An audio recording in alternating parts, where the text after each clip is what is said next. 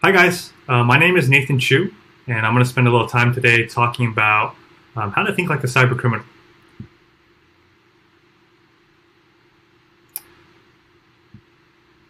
So, quick disclaimer, I'm sure most of you will read all of this.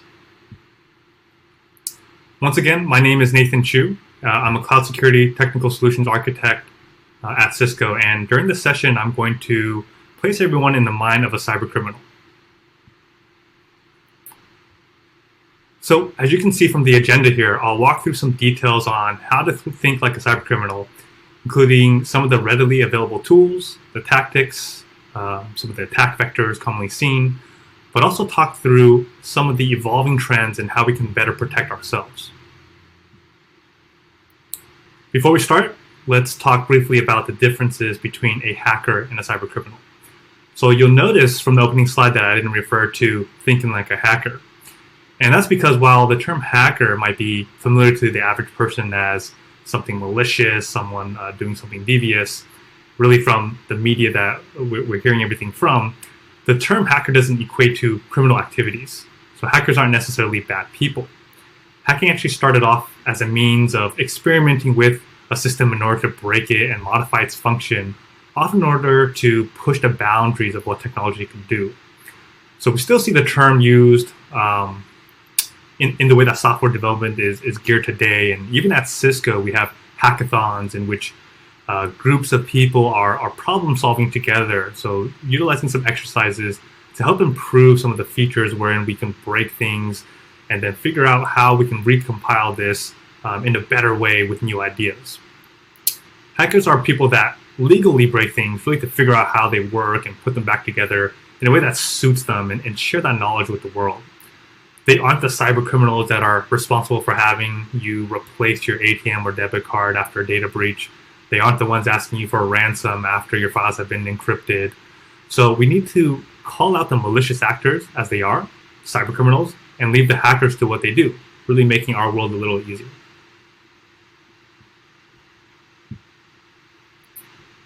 To think like a cyber criminal, we first need to know how a cyber criminal thinks, acts, and learns. We need to put ourselves into their mindset and understand their tools, their techniques, procedures, motivations, desired assets, attack vectors, and known associates. We also need to know how they keep their skills up to date and how they continually evolve their attacks to keep us security professionals guessing. Because we know technology is always changing, it really becomes a race between us and the cyber criminals, where we don't want to just take a guess at what they're doing. I'm not going to give away all my secrets, but when I leave the house for a long weekend, I'm typically thinking in terms of a home intruder. So I'm thinking from the outside standpoint, if I'm standing outside my house, what are some cues or some things that an intruder will look for to take a swag at if I'm home or not? At the same time, if the intruder gets into the house, well, where is the intruder looking first in order to find some valuables? So whether that's my laptop, jewelry, etc. And I think like that intruder in order to place my items elsewhere. So this kind of comes back to understanding the cyber criminal's motivations. From here, it can help us really stay ahead of an attack vector and create some business continuity and some disaster recovery plans in times of a breach or potential destruction. Being compromised is only a matter of time. So what types of tools can help us quickly recover and stay operational? There are two main types of cyber criminal motivations. One is going to be your money and information, where financial and espionage make up the majority of these attacks. And then there's the for fun, ideology, grudge type motivations. So we've seen several different political motivations in the past few years that have shut off countries' electrical powers, manipulated elections, distributed ransomware to governments. So in a way, that's kind of tying both types of motivations into one. But really understanding that motivation of certain threats and groups can help you better protect your targeted assets in the future and really anticipate the attack vectors some criminal organizations might use. Here are some commonly used tools that are surfaced by cyber criminals. So many of these tools will look familiar to us in the cybersecurity realm. So fact of the matter is, these tools are the same ones we are using. So the same tools that cyber cybercriminals are using are the same ones that we're looking to use to defend against them. Metasploit framework, as you can see here, is kind of the granddaddy of hacking tools used for pen testing. It's open source, and there's a community edition that's free. Nmap, or Network Mapper, is a security scanner used to discover hosts and services on computer networks, thus creating that kind of map of a network. It actually sends specially crafted packets to target hosts and analyze the response. So as an example, a null scan is a common type. It's a TCP scan used for both ethical and malicious purposes. So it's used to identify listening TCP ports. And basically it does this by not creating a flag during the scan. So the results of a null scan on an open port is no response.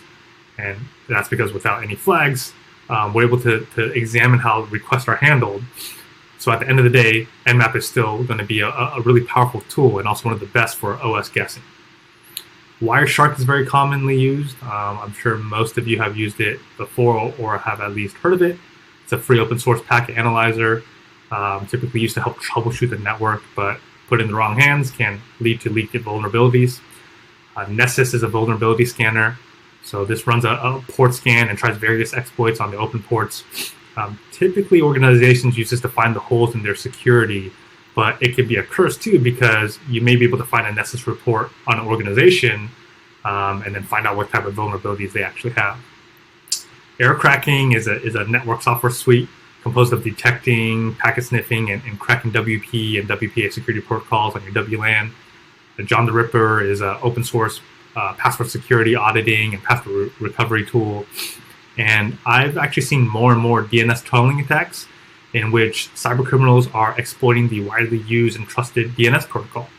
So by encoding data in DNS queries and responses, these cybercriminals can actually use DNS traffic and as a method to basically transfer data out, such as leak sensitive info, private information, really depending on the industry and kind of the time and place.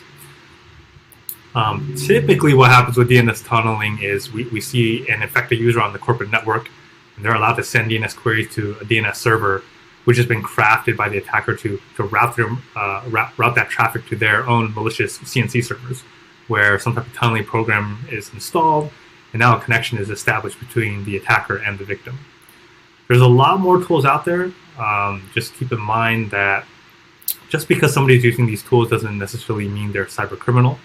These are very common tools used in many organizations.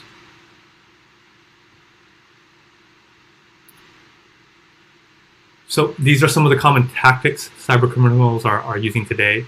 More often than not, the human being is still the weakest link in the equation, and we've continued to see email as being the #1 attack vector. After the cybercriminal has finished their reconnaissance, they've gathered enough information about an individual or an organization to know how to really spark their interest, which really opens up a perfect avenue to plant a targeted phishing link.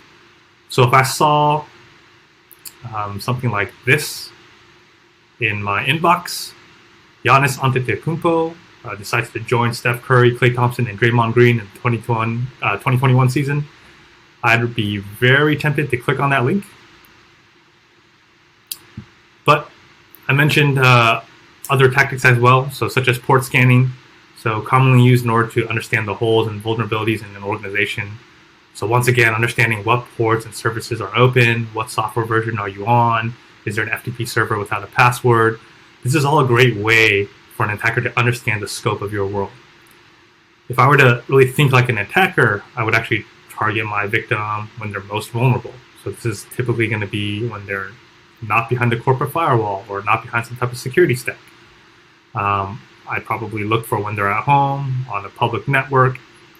And even then, targeting the single user might not do enough damage for me, which is why I can create some type of backdoor that allows me to gain access back to the user's device once they're back on a corporate environment. Then I can begin to really move laterally to scope out and infect other devices. This in turn may lead into asset targeting. So if my end goal is cryptojacking, I might be looking at IoT devices, which typically have minimal management, visibility, and they're typically always on, which means I can take advantage of its resources even after hours.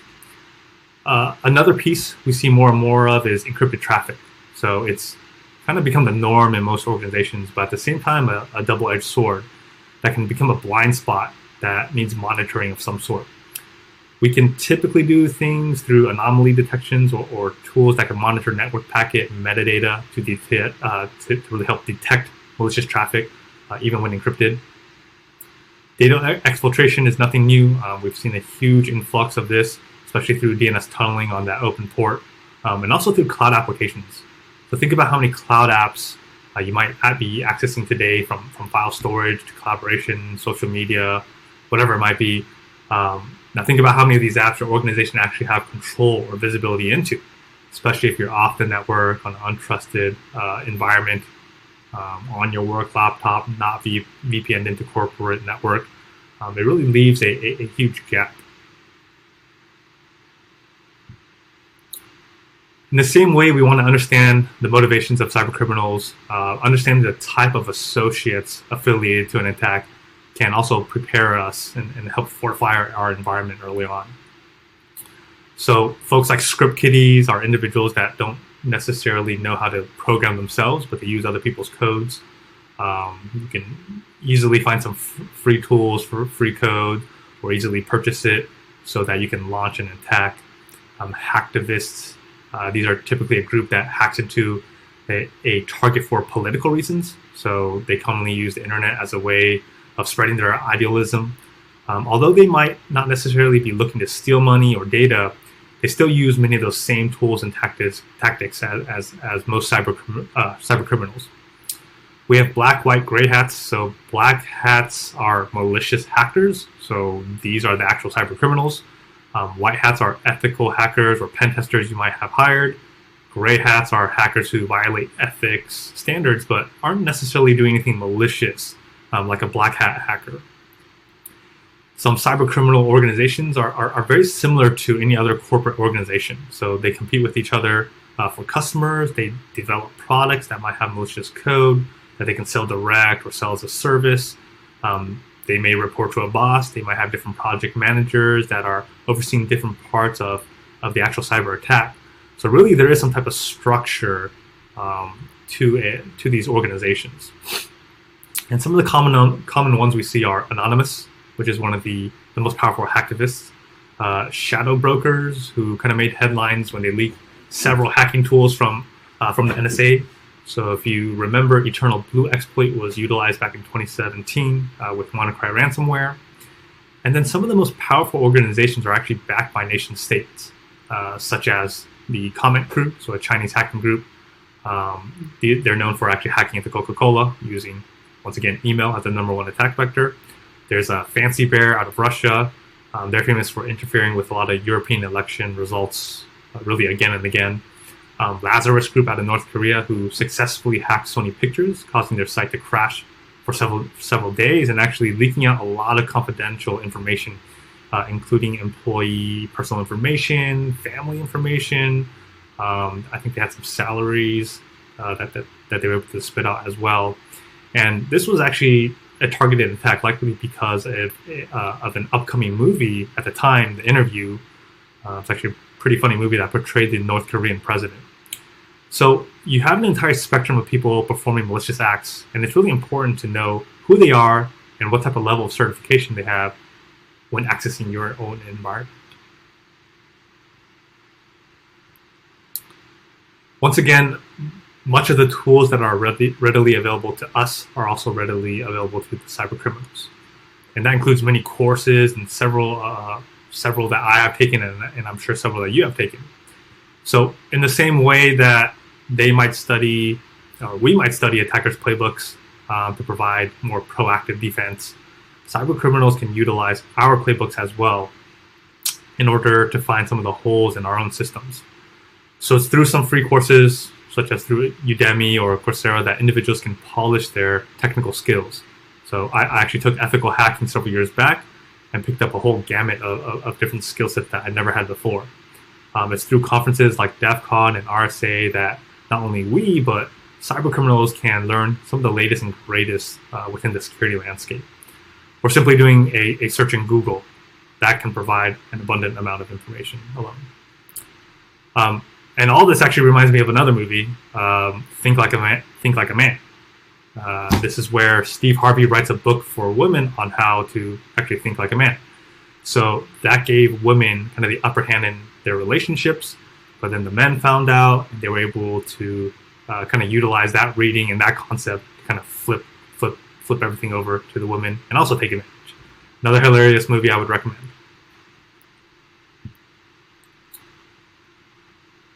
And there's been several evolving trends within the cyber realm. So think about these different attack frameworks. We've seen things like sextortion schemes, so really blackmailing, S3 buckets. So you can have misconfigured S3 where a lot of sensitive information might be open for others to access. DNS tunneling, I mentioned earlier. Fileless attacks, so also known as zero footprinting, macro, non-malware. Really, you no longer require the victim to download actual malware on the endpoint. Instead, the attack frame utilizes legitimate apps or OS that can really evade AV tools. So there's still some action that needs to be done on the end user. So they might need to download some type of malicious attachment file, which technically is traceable, but we aren't necessarily dealing with installed executables anymore. So with fileless attacks, it's really easier to get into the system because you aren't drawing the attention of security tools by installing that new software anymore. This can be really troubling for the majority of us. An example is using exploit kits to target browser vulnerabilities to make the browser run malicious code. And because fileless malware relies on existing applications, it's really important to keep everything up to date and also patched. Mobile drive-by downloads, so using techniques that are really similar to computer infections, but now on the mobile front. So we often see compromised accounts that might redirect you somewhere via a phishing link or just that pure redirect to a malicious site. On the mobile front, I can now emphasize, how many times I've seen some type of text that says, hey, you have this package, click on this link to find out where it is, updates and whatnot as well. Had I clicked on that link, I might have gone to a website which could exploit my mobile browser and plant some type of Trojan on my device. And really think about how much information we store on our mobile devices now. So everything from my contacts, financial information, my Dropbox files, emails, personal photos, whatever it might be, there's a huge risk to compromise mobile devices now. Sideloading is another one we've seen kind of evolve throughout the years. So really targeting mobile devices as we see more and more cloud app utilization. Sideloading basically entails installing and running apps on your mobile device that haven't been authorized or approved by the official app store. So as an example, a jailbroken iOS device, an Android that you can root. At the same time with Android, you can really just check a box and say, allow installations of non-market apps. So the security concern falls with downloading the apps that leaves the device very vulnerable to attacks by the apps themselves, as well as through mobile device without the user's knowledge. Some other risks might include built-in custom apps that don't really secure things like username and passwords that you might need to store. There might be some apps that allow free movie viewing. So this is definitely something you don't want to see on the corporate device, seeing how it's kind of illegal pirating. Or devices being used for cryptocurrency. So Binance is a very common sideloaded app, but it has a huge risk if you think about all the financial information that's being transferred. So there are many different trends here, but at the end of the day, it's really about how do I pull this information now from the user and take some stuff from them for monetary gains. So some key takeaways we can observe just by thinking like a cybercriminal are as follows, right? No one is unhackable. So there's a saying in the industry that there are two types of companies: those that have been hacked and those who don't yet know that they've been hacked. So the best approach is really to never assume that you can't be hacked and kind of stay on your toes. An infrastructure breach doesn't always equal a data breach. So losing data can be bad, but it doesn't mean your core perimeter has been compromised. It really just means that someone has access somewhere. It's really on us not to only understand the tool sets we have in-house to protect our organizations, but the tools and abilities cybercriminals have as well. Really going beyond this. So understanding the industry can be especially important. So think about right now during COVID-19 for pharmaceutical companies who have proprietary information. Knowing what might be targeted assets gives you the advantage to really layer on security quickly for these targeted assets. Understanding what our peers are seeing and doing and uncovering those trends that our adversaries might be taking is also very important. But after gathering all this information, how can you utilize it to construct your own threat model? And how can you integrate your systems together to mitigate these risks? So having the latest and greatest technology won't mean anything if you don't have the skill set and you don't know how to operate or make sense of it. Even with the threat model in place, it's still not a silver bullet. You can find ways to lock something down, but you need to constantly revisit other attack surfaces, and there's always going to be other ways into your environment. And if you don't find it, well, somebody else will. So really, think like a cyber criminal. Think like someone who wants to break into your environment and what that means to you. So now that we've covered some of the thought process of cyber criminals, well, what can we do on the defensive front to help stay ahead of the game? I'm not sure how many of you follow NBA, but for those of you who are not familiar, because of COVID, the season was put on hold for a few months, and now the NBA season has resumed in a quarantine bubble in Orlando. So we're actually in the playoffs right now, and it's a best-of-7 series, which means you can play the same team up to 7 times before advancing to the next round. And one of the advantages of playing the same team that many times is you can learn from your mistakes. You can learn the strengths and weaknesses of your opponents. This means you can run drills and scenarios that are crafted particularly for your current opponent in order to really better prepare yourself for offense, defense, or for an attack. So this philosophy can be applied to many things. Case in point, it can be applied to cyber criminals. The goal is to learn and understand how your adversary may do something and then be proactive in preventing those actions from taking place. So as an example, something as simple as mishandled passwords. So we can easily crack this with John the Ripper, as I mentioned before.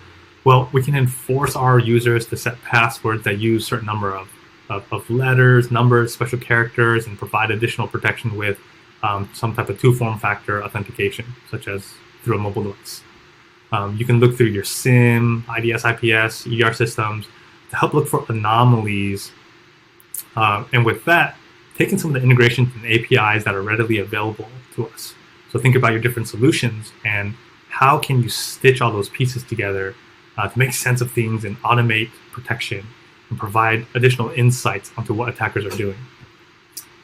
You can set up deceptive technologies like DNS sinkholing and honeypots to not only trick the attacker into thinking that they are in a production environment, but also to study their behavior and look for some of those patterns used specifically against your organization. Just like in basketball, where you can hire different coaches to help with your defensive players, help with players that have certain weaknesses and whatnot. You can hire white hat hackers, so the folks who have legal authority or some type of signed agreement to do some legal pen testing.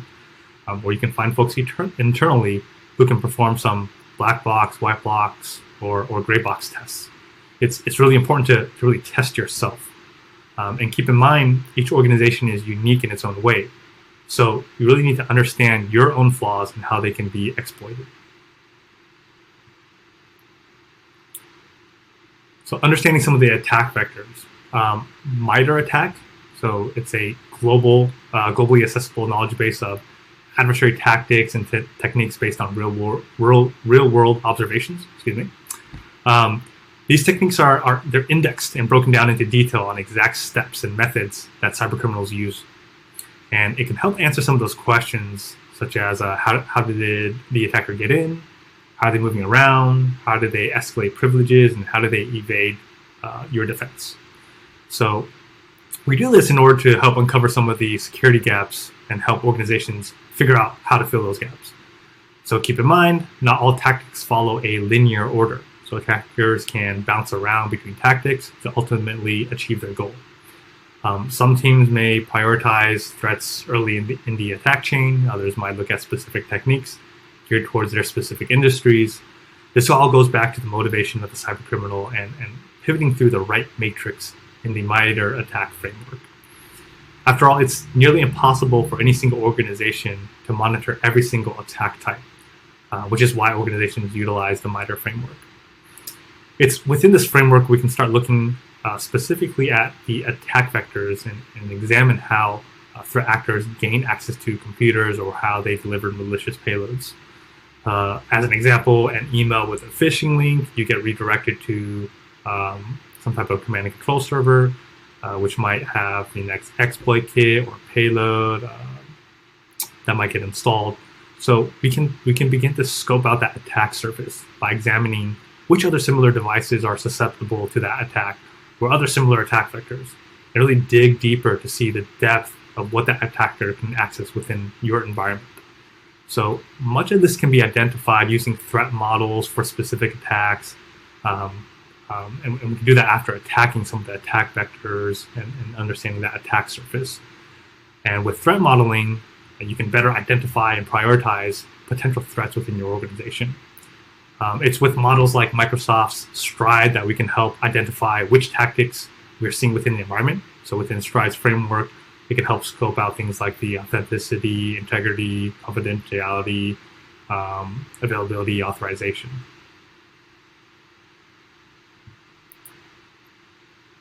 And of course, I wouldn't cover all this material if I couldn't think of a solution that could help mitigate some of the risk. So the product I support is Cisco Umbrella, which is really your secure on-ramp to the internet from wherever you might be, in the office, off the network, sitting at Starbucks. The idea is to provide an easy way to interconnect your on-prem and your off-prem devices into a cloud-delivered security platform, which is overlaid with different layers of security. So we start off with something as simple as recursive DNS. So Umbrella can capture all your DNS traffic and provide quick protection based on our threat intelligence. Moving up that stack, we can look at proxying capabilities. So Umbrella can not only cover web traffic, but all types of traffic that can span across a certain application. So we can proxy different ports and protocols to provide additional granularity. We have a cloud delivered firewall that can help offload some of the needs of something on-prem. So think about quickly spinning something up for protection at remote sites. We have CASB capabilities to help monitor all cloud applications. If you think about cloud apps today, organizations really lack that visibility into what people are doing once they're off the network. So think about untrusted networks, untrusted users, untrusted devices, being able to access some corporate sanctioned applications. With our interactive threat intelligence, so this is really us combining the breadth of Cisco's engine. So think about the millions of different threat telemetry units and footprints that they have out there across their firewalls, proxies, IPS, IDS, any connect users, and really taking the ability to make sense of all that, tap into that information, access it, treat it as your own Google search, but also extend that capability and that intelligence out to other features such as SecureX. So with SecureX, we're providing the ability to connect your entire security infrastructure, meaning fully integrate your Cisco security portfolio, as well as third-party products in your environment to help unify visibility, enable some automation, and strengthen security. It's really within SecureX that we can build complete and actionable insights across your environment by automating critical security workflows to increase efficiency and precision utilizing your existing resources.